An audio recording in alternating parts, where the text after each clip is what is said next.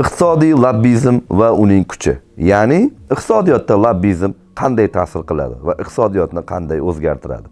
Albatta biz lobbizm deganda o'sha poraxo'rlikka moyillik, korrupsiya va boshqa illatlarni tushunishimiz mumkin. Lekin biz tan olamizmi, yo'qmi, lobbizmning iqtisodiyotdagi ulushi bemisl hisoblanadi va albatta u dunyoning savdo-iqtisodiy munosabatlariga ta'sir qiladi. Shuningdek, iqtisodiyotning yadro ildizlari shakllanishida albatta uning ulushi bo'ladi.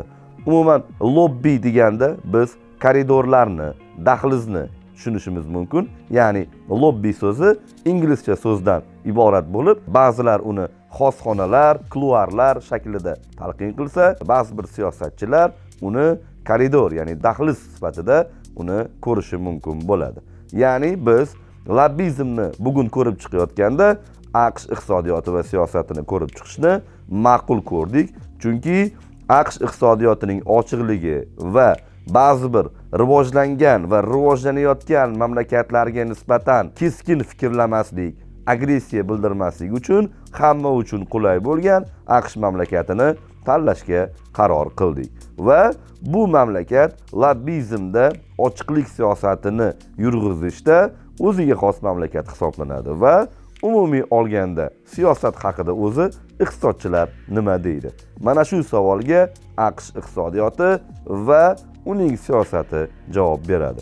Ya'ni lobbizm degani qaysidir manfaat egalari va guruhlarini mamlakatning qonun chiqaruvchi organiga ta'siri orqali ularning manfaatiga xizmat qiladigan qonun va qarorlarni chiqartirish va shu orqali foyda ko'rish bilan xarakterlanadi.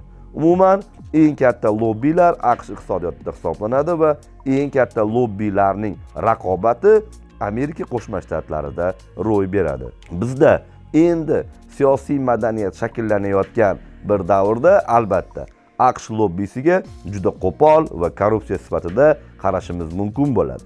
Lekin umumiy ma'noda AQShning liberalizm va demokratiyaga e'tiborini hisobga olsak, tarixiy an'analarni hisobga olsak, iqtisodiyotining qamrov darajalarini hisobga olsak, AQSh uchun lobbizm normal holat hisoblanadi. Ya'ni AQSh kongressida albatta senatorlarning har bittasini o'zini kabineti mavjud va ular majlislar zaligacha ma'lum bir yo'lni, ya'ni koridorni, dahlizni bosib o'tadi. Mana shu yo'lga ketayotgan chog'ida tadbirkorlarning, ishbilarmonlarning, senatorlarning qulog'iga pichirlashi yoki o'z manfaatlari haqida nimalarnidir deb ularga ta'sir o'tkazishi lobbi nomi bilan qolib ketgan. Ya'ni o'sha koridorlar lobbi deyilgan va bu tarixan lobbizm nomini siyosatshunoslik yoki iqtisodiyot fanlariga kirib kelishiga sabab bo'ldi. Umuman AQShda lobbizm 19-asrda paydo bo'lganini aytishadi va ilk alomatlar mana shu yillarda, ya'ni bu yillarda Rockefeller, JP Morgan, Vanderbilt, Andrew Carnegie kabi juda katta ishbilarmonlarning birlashuvi va ularning AQSh kongressiga, AQSh prezidentlik saylovlariga ta'sir alomatlari ilk marta 19-asr oxiri, 20-asr boshlarida paydo bo'lganligini ko'rishimiz mumkin bo'ladi. Demak, lobbizmni asosiy ikki guruhga bo'lishimiz mumkin bo'ladi. Birinchisi bu professional lobbi guruhlari, ya'ni AQShda lobbistik agentliklar mavjud.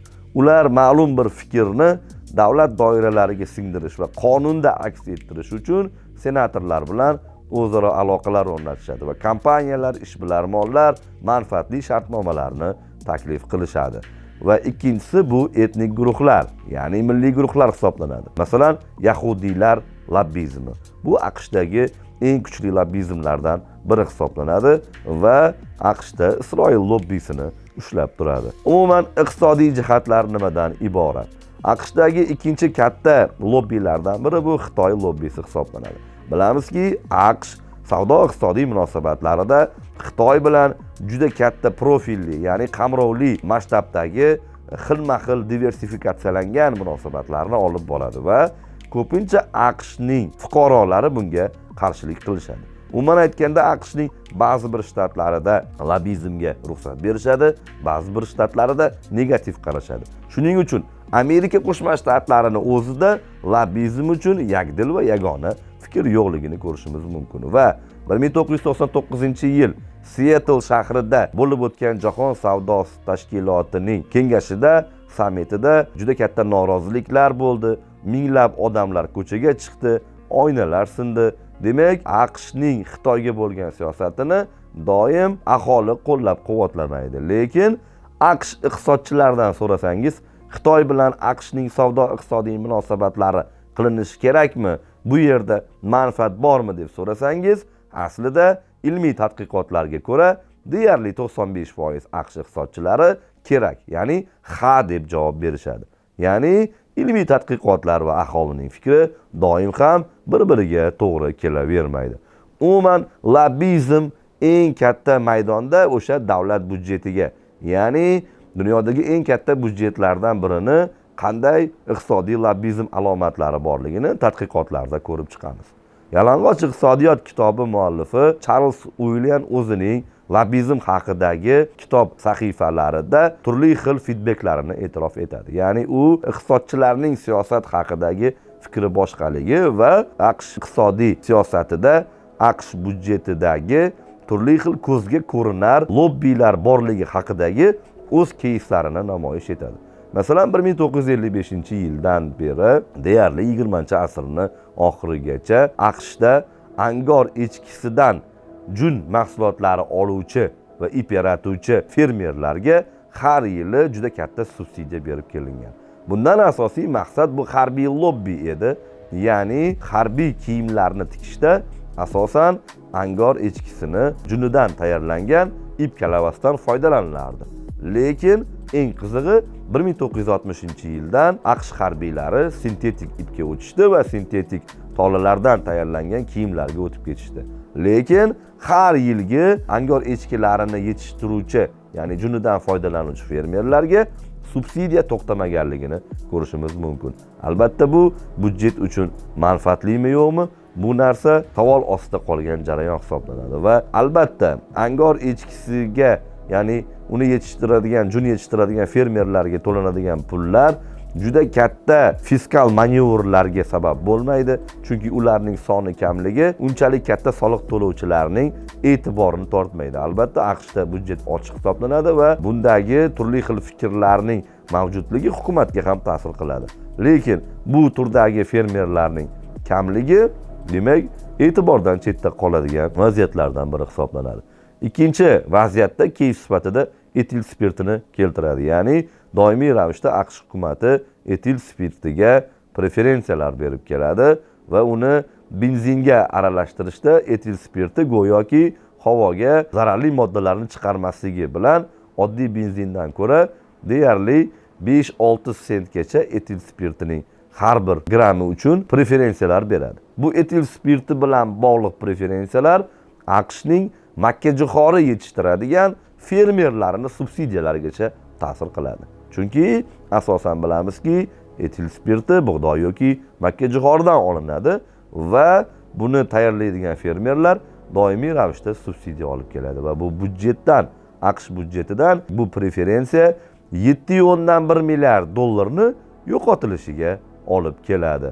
Lekin keyinchalik ilmiy tadqiqotlar ko'rsatdiki, etil spirti ma'lum bir normativ fermentlar, ya'ni balanslovchi xususiyatlardan tashqari hatto havoga zararli moddalarni chiqarish imkoniyatlari yuqoriroqligi yoki ozon qatlamini yemirilishiga sabab bo'ladigan zararli moddalarni aynan etil spirti chiqarib berilishligi ma'lum bo'lganligini ko'rishimiz mumkin bo'ladi. Demak, bu asosan nima uchun manfaatsiz yoki qandaydir faoliyatlarga juda katta mablag'lar ajratishadi.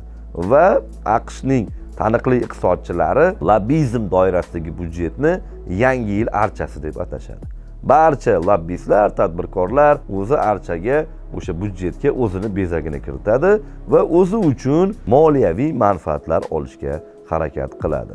Bu hatto AQSh iqtisodiyotini balanslash nuqtai nazaridan ham ko'pchilik uchun normal hisoblanadi. Ya'ni manfaatlar to'qnashuv doirasida lobbistlarning kuchli raqobati sodir bo'ladi va ular budjetni taqsimlashga harakat qilishadi. Lekin albatta hatto biz kapitalizmi takomillashgan eng idealga yaqinroq davlat sifatida ko'rsak ham turli xil hodisalar sodir bo'lib turishi, budjetdagi ko'zda tutilmagan yoki istiqbolli emas, ya'ni istiqboli porloq bo'lmagan g'oyalarga ham juda katta yo'naltirilganligini ko'rishimiz mumkin. Va AQSh savdo tizimidagi yana bir misol, o'sha mamlakatlarning AQShdagi lobbisini ham misol keltirish mumkin. Buni siyosatchilar yaxshiroq tahlil qilib berishadi. Ya'ni o'sha Bangladesh AQSh uchun 2,5 milliard dollar demak eksport qiladi va uni deyarli 300 million dollardan ko'pi boj uchun ketadi. Demak bu 10-12% Bangladeshdek endi rivojlanib kelayotgan davlatdan 10-12% boj olyapti. Va Fransiyadan AQShga 30 milliard dollarlik mahsulot kirib keladi bir yilda va uning atiga 300 million dollarligi xuddi Bangladesh bilan teng boj olinadi. Ya'ni Parij turizmini o'zi 100 milliard dollarga baholanadigan katta Fransiyadagi davlatdan atigi 1% boj oladi. Bu ham mamlakatlarning o'zaro lobbisiga bog'liq jarayon hisoblanadi. Ya'ni iqtisodiyotni kitoblarda biz tushungandek ideal g'oyalar, korporatsiyalarning ideal fikrlari yoki takomillashtirilgan loyihalar, investitsion loyihalar asosida, yakdil fikrlar asosida shakllanishi bu ideal tushuncha hisoblanadi. Ya'ni iqtisodiyotning ma'lum bir qismi ko'pgina guruhlarning rakurslari orqali, ularning moliyaviy manfaatga asoslangan fikrlari orqali rivojlanishini ko'rishimiz mumkin bo'ladi. Va yuqorida aytganimizdek, AQShdagi juda kuchli lobbizm, o'sha etnik guruhlardagi yahudiylar lobbizmi, Xitoy lobbizmi yoki professional lobbizm kompaniyalari ko'pgina rivojlanayotgan mamlakatlarda buni partiyalar rol o'ynaydi. Ya'ni partiya uchun tadbirkorlar keladi, partiya uni parlamentga olib chiqishga harakat qiladi va o'sha qandaydir guruhning manfaatlari qonun chiqaruvchi organda aks etadi. AQShda esa biroz boshqacha. Ya'ni lobbi agentliklari mavjud. Ular professional tahlillarni, statistikalarni senatorlarga taqdim etishadi va o'z fikrlarini bildirish orqali demak nimanidir o'zgartirishga harakat qilishadi. Etnik guruhlar esa undan ham dahshatli. Ya'ni ular networking bilan harakat qiladi. Yahudi demak lobbisimi, senatda qancha yahudi bor, qaysi kompaniyalarni boshqaradi? Ya'ni professional networking orqali o'z iqtisodiyotini, biznes infratuzilmalarini qurishga harakat qiladi. Demak, lobbizm aslida o'sha korrupsiya chegarasigacha bo'lgan masofada iqtisodiyotni, zamonaviy iqtisodiyotni balanslayotganda voz kechilmas xususiyat hisoblanadi. Ya'ni biz lobbizmni qo'llab-quvvatlamaymiz, lobbizmni ideal tushuncha demaymiz. Lobbizmni biz yoqlamasligimiz mumkin. Faqatgina iqtisodiyotda ko'rganda ajralish mumkin emas. Ya'ni real hayotdagi iqtisodiyot bundan ajralish mumkin emas degan talqinda ko'rish mumkinligini Amerika iqtisodiyoti dunyoga ko'rsatib qo'ydi va bu boshqa rivojlangan yoki rivojlanayotgan mamlakatlarda boshqa rakursda harakat qilinishi voqealar rivojini keltirib chiqaradi. Ya'ni bu yerdagi ijobiy jihatlar juda katta loyihalarni guruhlar orqali moliyalashtirishi va qonunda aks etish jarayonlari ro'y bergani uchun lobbizmning ijobiy jihatlarini ham AQSh baholaydi. Ko'pgina rivojlanayotgan mamlakatlar esa o'z infratuzilmasini shakllantirish davrida ekanligi uchun lobbizm korrupsiya chegaralariga moyil bo'lganligi uchun insonlarning manfaatini yakdil, ya'ni yakka monopol tarzda ta'minlashga haris bo'lganligi uchun rivojlanayotgan mamlakatlar lobbizm haqida deyarli so'zlashmaydi va bu so'zni ularning iqtisodi va siyosatini lug'atidan olib tashlashga harakat qilishadi. Bu davlatning pozitsiyasi hisoblanadi, lekin bilamizki, yashirin iqtisodiyotning barcha mamlakatlarda borligi bu lobbizm elementlarining yoki lobbizm detallarining u iqtisodiyotda borligi bilan xarakterlanadi. Iqtisodiyot kurslariga lobbizmni nega kiritamiz? Chunki kelajakdagi avlod iqtisodiyotning haqiqiy paydo bo'lish ildizlarini va ularning rivojlanish dinamikalarini his qilish imkoniyatiga ega bo'lsa, ularni professional kadrlar va tashqi iqtisodiy faoliyatimizdagi hozirga nisbatan abjirroq, professionalroq faoliyat yuritishiga imkon beruvchi xususiyatlarni shakllantirishimizga yordam beradi deb umid qilamiz. E'tiboringiz uchun rahmat.